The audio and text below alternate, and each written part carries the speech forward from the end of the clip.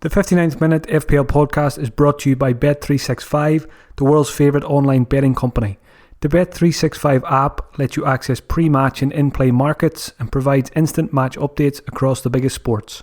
Chelsea take on Spurs this Saturday lunchtime. Fancy Son to keep his hot streak going, or could we see a rare goal from Olivier Giroud? With Bet365 Bet Builder, you can combine match results, players to score, number of goals and more to build your own personalised bet. Bet365 is the world's favourite online sport betting company. The app can be downloaded from Google Play and Apple App Store. It's over 18s only, and please gamble responsibly.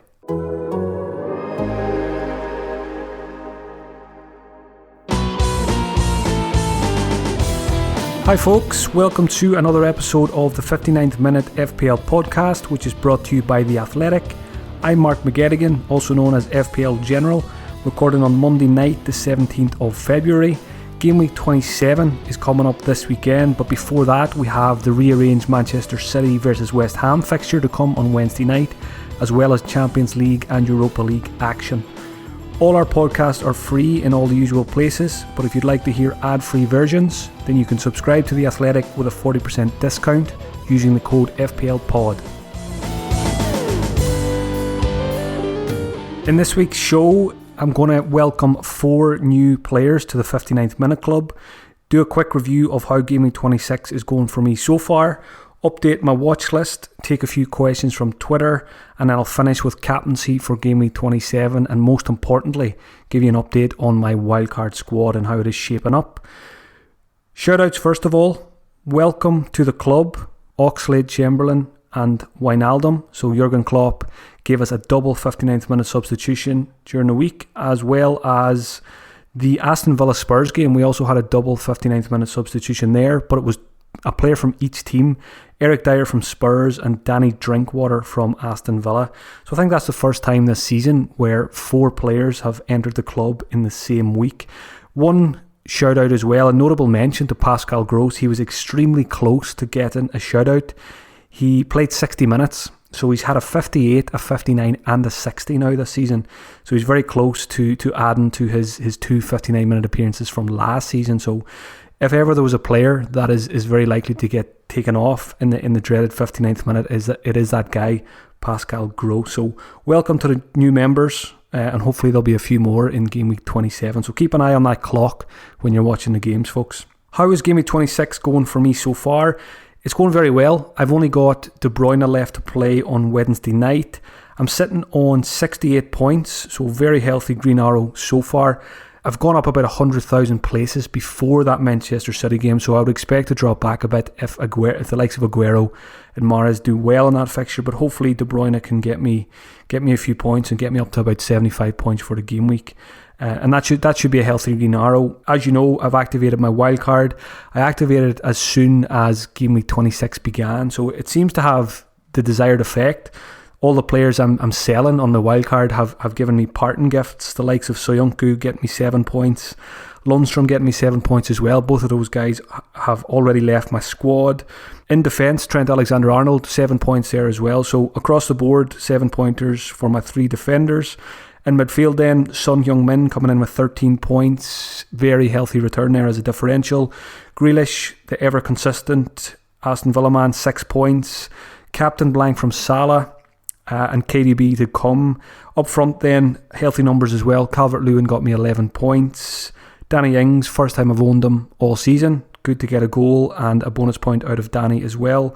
And a blank from Jamie Vardy, as well as the goalkeeper Matt Ryan. So overall, just 3 players have blanked. Ryan, Salah as captain and Vardy. So hopefully De Bruyne doesn't join them. The wildcard is active, so quite a few players that did well for me, as I mentioned, have already gone. And I'll come back to that at the end of the podcast. So I went into Game Week 26 at about 260k overall. Just before the Manchester United-Chelsea game kicked off tonight, I was sitting at about 139k. So when everything shakes out, once the Manchester City game is over, I would expect to be around 175k. Target is top 50k. Anything more than that will be a bonus. So hopefully this wildcard squad can help me kick on now. And hopefully it'll be 11 game weeks to go. Hopefully the majority of those will be filled with green arrows. Time for a watch list update now. Which players have I added to the Wildcard watch list and which players have I removed? I'll do the ones I've removed first. They're nice and easy. Serge Aurier is gone. He was in my thoughts for Wildcard, but watching Spurs defend against Aston Villa put me right off that idea. Aurier, he's great going forward, but first and foremost with defenders, we want clean sheets. And I just don't see Spurs keeping many the way they're playing at the minute. So Aurier's gone. He was a bit rash in that game as well. He was lucky not to get a yellow card. So again, that's another reason I don't want to go there. Isaac Hayden is gone as well because he's lost his place in the starting 11 now. I was looking at him as potentially a cheap fifth midfielder, but he won't be in my wildcard squad now. Nathan Redmond, another player I was looking at for the wildcard, has picked up an injury. So that is probably a blessing in disguise because I probably would have brought him in and he probably would have blanked week after week. So I'm kind of glad that has happened to avoid that headache for myself. The young guy Tanganga at Spurs gone from the watch list as well because Ben Davis came back in and started at left back. So I was hoping that this guy, 4.0 million, would nail down a place for the rest of the season, but it's unlikely. So he's out of my thoughts now as well. Again, same reasons apply there for Aurier as they do for Tanganga in terms of the Spurs defence. Last player I've removed this week is Gabriel Martinelli from Arsenal. Himself and Lacazette both found themselves on the bench at the weekend, so again, no longer interested in Martinelli. Now, more interestingly, which players have I added to the watch list from Gameweek 26? Mostly defenders this week. A couple of these guys I've been looking at for maybe the fourth and midfield spots, for fourth and fifth defender spots for my wildcard squad. First one is Watford's Adam Messina. He's just 4.3 million. Now, Watford have pretty nasty fixtures in Gameweek 27, 28 and 30. But the reason I've been eyeing up this guy is, as you know, I'm considering a bench boost in Game Week 29 and Watford are away to Crystal Palace. That game week, Crystal Palace really struggling to score goals this season. So a Watford defender is not the worst idea for that in Game Week 29. And also we know Watford are guaranteed a fixture in Game Week 31, which is away to Burnley. So again, not the worst fixture against a team who don't score many goals. So there's potentially one or two clean sheets there for Messina, and if I was to go for him, he would be sitting on my bench for the next couple of weeks and then I would use him in 29 and 31. So unlikely, I think he's unlikely to make my final wildcard draft, but he is in my thoughts. I've been impressed with him recently going forward. I think he's got more goals in him, goals and assists potentially. He took his goal very well a couple of weeks ago, so he seems to be nailed on as well for the rest of the season. So a good option there to consider that I haven't seen mentioned in too many places. Another cheap defender, 4.4 million at Wolves, Roman Saiz. He's back on my watch list. He was on it earlier in the season. Now, all the talk is about Willy Bolly and Matt Doherty this week in terms of Wolves defenders, but I think Saiz is a very viable option as well. It was very interesting watching that Wolves game that against Leicester that he stepped up to take a direct free kick. Haven't seen him do that previously this season, so that's interesting. If he's going to take a couple of free kicks around the edge of the box, that makes him even more attractive. He's got a lot of goal attempts this season as well. He ranks 10th among defenders for shots with 19, and that's despite missing quite a few games this season. He's played around 500 or 600 minutes less than a lot of defenders this season, and he still ranks very well in those underlying numbers. Wolves have kept back-to-back clean sheets and they've got great fixtures, so that's why a lot of people are looking to them. Obviously they have a guaranteed fixture in that blank Game Week 31 as well, so I think I'm going to have at least one Wolves defender in my wildcard squad. I've even considered a double up. If I don't go for Traore alongside Jimenez, I could go for a Doherty Bolly double up, or even a Bolly Saiz double up. So at least one of them is going to make my wildcard squad, and that is one of my biggest decisions this week. Which one do I go for? Because I think all three are very viable. Another defender I've added to the watch list this week, he probably should have been on it long ago, to be honest. 5.3 million. Joe Gomez, Liverpool. He's a player, he's only 5.3% owned in the game, and he just keeps churning out the clean sheets. Picked up a few bonus points at the weekend as well. I think a lot of people like me probably avoided him because, number one, there's better Liverpool options, and number two, we're probably fearful of rotation at some point. But given how well himself and Virgil van Dijk are playing at centre-back, there's no reason for Jurgen to change things there. 10 clean sheets in the last 11 game weeks. It's very, very impressive. So I still think Gomez is a very good option at 5.3 million. I'm looking for a third Liverpool player. I've got Salah and I've got Trent. So I need to decide, do I go for a second defender or do I go for Sadio Mane? I'm leaning towards double defence at the moment, quite simply because of those clean sheets, 10 in the last 11. There's serious value there to be had in that defence if they keep doing that, or at least close to that return of clean sheets. Gomez, will he get rotated? It's always a possibility, but what I like about Gomez as well is if Klopp decides to give Alexander-Arnold a rest around Champions League, he could always move Gomez over to right back. So there's always that potential there as well. He could play two positions. So yeah, again, only 5.3% owned. I think Gomez is a great differential for the rest of the season. I fully expect him to keep his place. There's no reason, at least until the league is mathematically wrapped up, I don't see him losing his place. A midfielder I've added now this week, Dele Alli, 8.4 million. Now, looking at his returns over the last couple of weeks, he's only got attacking points in one of his last 7 fixtures, but it was watching that Aston Villa game that's the reason I've added him back to the watch list. Looking at some of the numbers there as well from that game, 5 shots in the box for Ali, 4 big chances, so it's hard to believe he only came away from that one with 2 FPL points.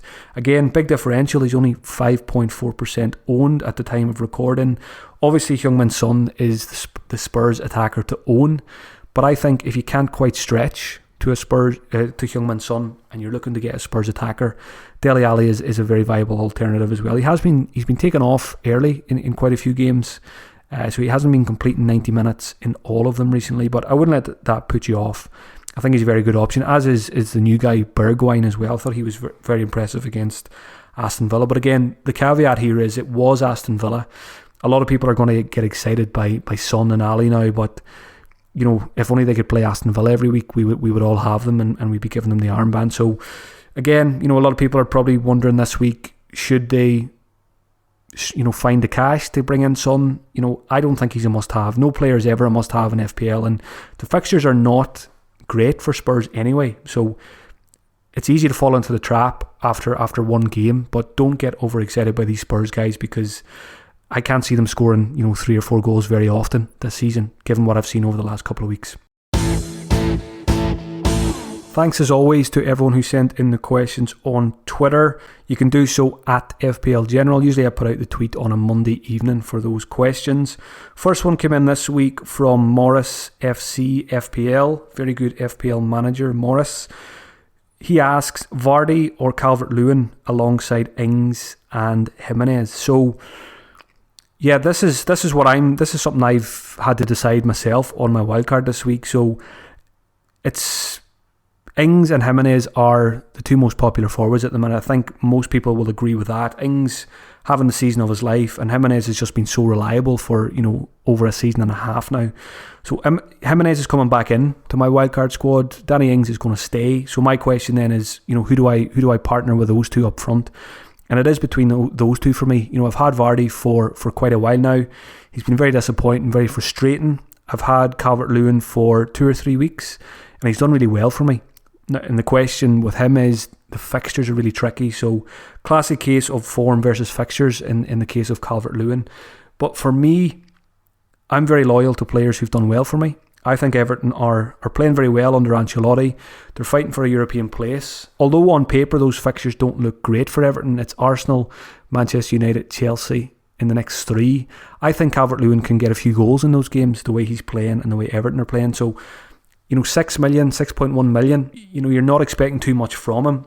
If he can get 2 goals in those 3 games, I'd be pretty happy with that. So I'm leaning towards keeping Calvert-Lewin alongside Ings and Jimenez, and I'm going to let Vardy go reluctantly because I'm a big fan of Jamie Vardy. He's been very good to me this season, as he has to a lot of people, but it's quite a while now since he's got a goal. His stats are down as well, and just watching Vardy and watching Leicester, they're not the team they were in the early part of the season. So I'm happy enough to lose him. That doesn't mean I won't get him back in a couple of weeks' time, but I'm leaning towards Calvert-Lewin, Ings and Jimenez is my front 3 on the wildcard this week. So I think selling Vardy is fine, keeping him is fine, and selling him is fine as well. Just depends how you feel about him and the other options that you can get. It's about value. I don't think Vardy's offering good value at the moment. I think Calvert-Lewin is offering excellent value. And, I'm saving myself, 3 or 4 million by doing that, and I can use them funds in defence and in midfield for my new squad. Question from Abhishek. What are my thoughts on Aubameyang, or is a cheaper forward line the wave? So given my previous answer, you can probably tell what my thoughts are on Aubameyang. I put a tweet out at halftime during the Arsenal game the other day about Aubameyang playing as a in quotation marks as a left back, and then of course he went and scored a great goal in the second half. So it's, for me, I just don't like paying 10.8 million for a player who spends a lot of time on the wing and spends a lot of time, helping his defence. But he's been consistent ever since he's joined Arsenal. He finds a way to get the points. Give Aubameyang a chance and he'll put it away. And Arsenal were very good against Newcastle in the second half. But again, like the Spurs caveat that it was Aston Villa, Newcastle were really poor second half against Arsenal. So, I wouldn't be getting too excited about any of their assets either, the likes of Pepe and Ozil, because they were against a very weak opponent.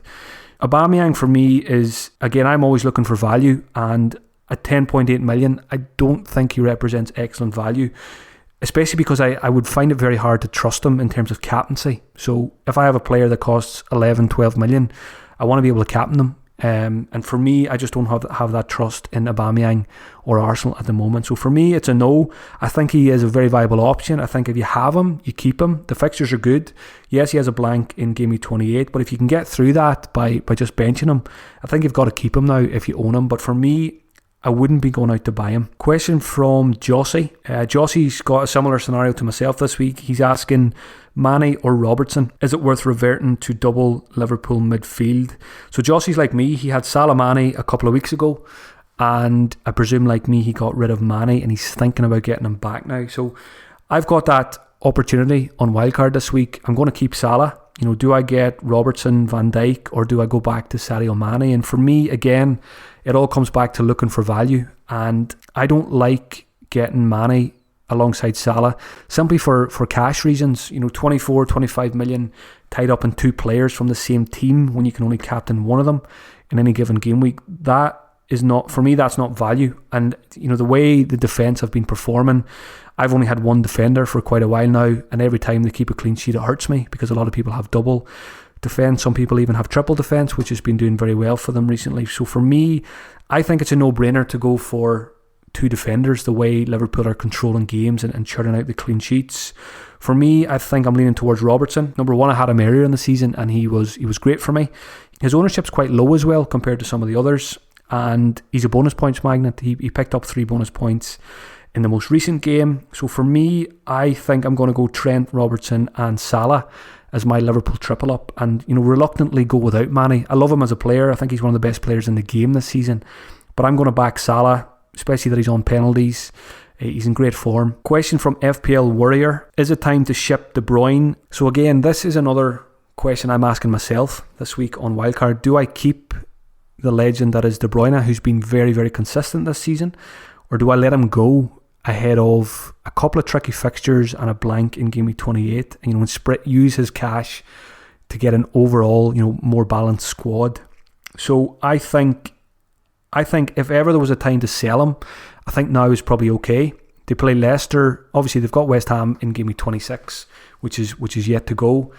But then it's Leicester away, blank Gameweek 28. Then Manchester United, Burnley, Chelsea, and throw in Champions League there as well. The league's gone. Man City may not be in the Champions League for the next couple of years now, so they'll want to surely go all out and win it this season if that is the case. I don't expect De Bruyne to play week in, week out in the Premier League from now on till the end of the season. So I think that makes it easier to let him go. But there's a caveat here as well. There is a lot of talk about a potential double game week for Manchester City in Game Week 29. So that would obviously throw a spanner in the works. I don't think I'm going to have information about that before I have to finalise my wildcard squad this week. It's probably going to be next week before we'd have any news of that. But there is a possibility, going by some of the Twitter accounts, that there is a possibility that Manchester City could have a double game week in 29, depending on some of the European results and stuff like that. So that's something to keep in mind as well. In that case, maybe I should be thinking about keeping De Bruyne. But at the same time, even if Manchester City did have a double game week, would he play 2 games? Would he play 90 minutes in both games? Unlikely around Champions League time. So for me, it's probably my biggest question that I need to answer this week. I haven't got rid of him yet. He's still on my squad. But come the end of the week, I will have to decide whether I let him go and use the cash elsewhere, or just hold on to him and hope that he does continue to get a lot of minutes. Moving on now to Gameweek 27 Captaincy. Quite a few options this week. I think Salah is going to be the most popular again, like he was last week, despite his blank. He's home to West Ham, a team he scored 14 points against just a couple of weeks ago in Gameweek 24 in the away fixture. He followed that up then with 16 points at home to Southampton in Gameweek 25 before his blank against Norwich. So Salah's been in great form if you take away that Norwich game. So for me, Salah was my captain last week. He blanked, but I'm going to give him another chance against a very poor West Ham defence. I would expect Liverpool to rack up 3 or 4 goals in that game. Salah's obviously on penalties, so hopefully he will make up for his blank last week and give us a nice points haul this weekend. Anyone who owns Sadio Mane, I think very good option there as well. You know, bit of a differential. His ownership has dropped massively after his injury, so if you have him, very good opportunity to make up serious ground there. If he was to outscore Salah this week and you had the armband on him, you would certainly fly up the rankings and your mini leagues. A couple of other options to mention here in terms of captaincy. Given how poorly Aston Villa defended against Spurs, Danny Ings is at home to Aston Villa this week. I think he's a very viable option as well. He'll probably be my vice captain. Jimenez is at home to Norwich, another good option there.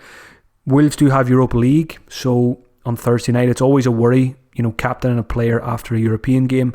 You could say the same for Salah, but that Liverpool game is not until Monday night, so plenty of time for Salah and co to recover after the Champions League. Aubameyang owners will be tempted to give him the armband at home to Everton. I think Everton will be a much sterner test than Newcastle was last weekend for Arsenal, so that would put me off Aubameyang. Again, like I said, I never feel confident in captaining him against anyone really. So for me, it's going to be Salah, captain, no-brainer, at home to West Ham this week. And Danny Ings most likely will be my vice-captain. Now, Wildcard update. This is probably what most of you have tuned in to find out. How much has it changed from last week's Watchlist episode? Not an awful lot. I've been keen not to do too much playing around with it, because with a wildcard, especially when you've got 2 weeks to build it, it's very easy to overthink things and just go around in circles and fry your brain. So I've tried not to touch it too much. I won't really be doing too much playing around with it until Thursday, Friday this week. I'll just get the Champions League games out of the way, get this Manchester City West Ham game out of the way as well, and then really, lock it down then. But it is taking shape. So the main things that have changed from the draft I mentioned last week was De Bruyne is not in this one. So De Bruyne is gone from this draft, and this is just a draft. Like I say, he hasn't left my squad yet, because if I was to sell him, and then if I decide on Friday I want him back, I would have to pay extra. So go back and listen to that Watchlist episode from last week if you are on your wildcard this week, to get a few tips there on how to play your wildcard. So De Bruyne has gone from this one. Hayden was in last week's one as well, so I've dropped him given that he's lost his place now. And last week's draft had only 2 Liverpool players. This one has 3. So I'll run through it. Goalkeepers. McCarthy at Southampton is pretty locked in to my wildcard squad as a 4.4 million goalkeeper, just because he's great value. The question then I have is, do I go for Sheffield United's Henderson, or do I go back to Nick Pope? The attraction with Pope is he's got a fixture in Gameweek 31, and I would like to keep my free hit chip for a double game week rather than using it in Game Week 31. So the more players I can have in the wildcard squad who have a fixture in 31, the better. So Nick Pope may make it in for that reason. And Pope and McCarthy rotate quite well for the rest of the season anyway. And Henderson obviously has a blank 28 and he can't play in 31 either. So I'm not sure I want to go for Henderson. I might go for Sheffield United defenders instead of him and go for Nick Pope. So that is a big decision, Henderson or Pope. Pretty sure McCarthy will stay. Defenders, Trent Alexander-Arnold is going nowhere.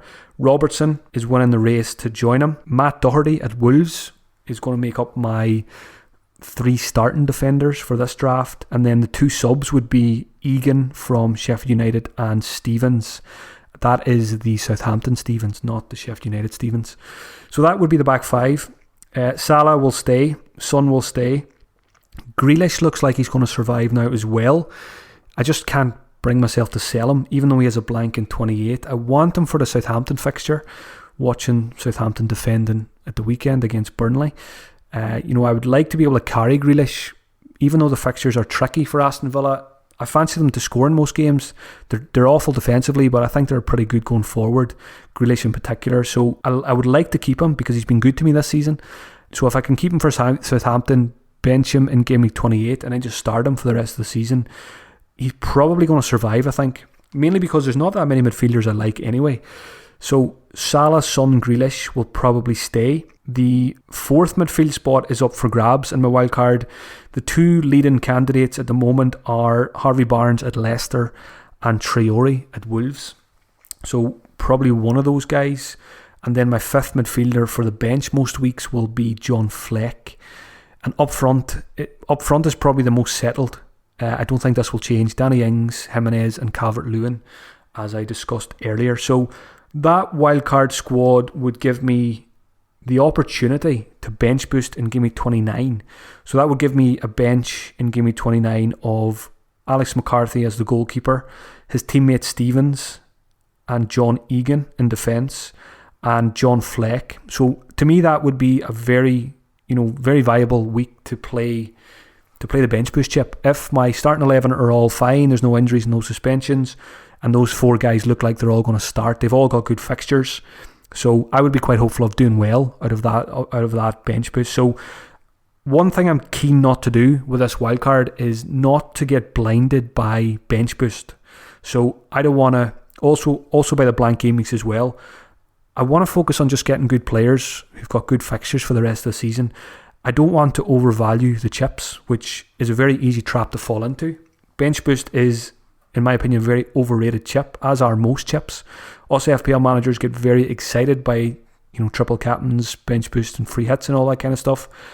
But the most important thing in FPL is to have 11 strong players that you can put out week after week to get you those points. In the overall grand scheme of things, when you look back on the season, 38 game weeks, your chips count for very little of your overall points total. So that's something I'm keen to avoid. I'm keen not to be blinded by bench boost 29. That's why I'm not 100% set on doing it. If it works out and if I arrive at Gameweek 29 and I've got 4 bench players that look great, I'll go for it. But I'm not set on it. I can always just hold off and wait for a double game week later. Even if I don't have a full bench of double game weekers, even if I've got 2 or 3 players who play twice, I think that could do just as well as it would in Gameweek 29. So tentatively, I'm going to probably set up to leave myself the opportunity to bench boost in 29, but I'm certainly not 100% going to follow through with that. A couple of players here who I didn't mention in my latest wildcard draft that have a good chance of making it in. Sadio Mane. So I'm still not 100% which way I'm going to go with my Liverpool triple up. I'm going to watch the Champions League this week, which will hopefully help me come to a decision on that one. At the moment, Robertson is winning the race over Sadio Mane. Willy Bolly at Wolves as well. I've got Matt Doherty in there, but I need to ask myself, Willy Bolly is a lot cheaper. He's 4.7. Doherty, I think, is 6.1. So that cash saving could go a long way elsewhere or for future transfers. So I need to decide, is Doherty really worth the extra cash, or do I just go for Bolly, or even drop all the way down to Saiss, who I mentioned in the watchlist update? Also, a big question for me in wildcard is how many Wolves players do I go for? Initially, I was thinking, I'll get 3 Wolves players, great fixtures, they play in 31, but I'd kind of forgotten about Europa League, and I think that could affect them. I think we could see a bit of rotation there. So what I might do is just go for 2, go for Jimenez and a defender, and then leave the door open for Traore or Bolly or Saiss. Don't get them in just yet. Just wait until game week 29 or 30 and then bring them in. Ricardo Pereira at Leicester is another player who I would love to get. So I'm dropping Vardy, most likely. Harvey Barnes could come in as a Leicester attacker, as an alternative to Vardy. He's 3.7 million cheaper, and his stats have been a lot better than Vardy's over the last 5 or 6 game weeks. So I like Harvey Barnes, but I really like Pereira as well. So it would be a case of weighing up, who do I prefer? Would I rather have Pereira or Harvey Barnes for the rest of the season? I think they will probably score, similarly over the course of the rest of the season. If I went for Pereira, I'd probably be looking at, probably looking to a 4-3-3 formation, which I'm not overly keen on. So for that reason, I'd probably end up going for Barnes over Pereira to leave me with a 3-4-3 formation. But Pereira is definitely someone who could make it in by the weekend. Just every time I watch him, he's bombing forward. He's one of the best right backs in the league. He's always got potential for goals and assists, and Leicester, got that clean sheet against Wolves, so maybe we'll see them improve defensively now, like we've seen earlier in the season. So Pereira's definitely on my mind, as is Jamie Vardy. I haven't 100% decided he is going yet. Yeah, he could find his way back in. Kevin De Bruyne also is obviously a big one, who I mentioned, big question mark there. I need to decide what to do with him this week, and obviously double game week 29, a potential double game week 29 is in my mind as well. So hopefully we get some more information about that. As far as I know, I don't think we will before I have to finalise my wildcard squad on Saturday morning. So that is where I'm at with my wildcard. Of course, it will change because it's Monday and Saturday is a long way away, especially when there is quite a few games to go this week. Could be a couple of injuries or things like that could change my thinking. But that gives you an idea of where I'm headed with my wildcard squad. Hopefully the new troops will serve me well and help me achieve my goals this season. If you want to hear more from me, I've recorded eye test podcasts for every Premier League game so far in Game Week 26.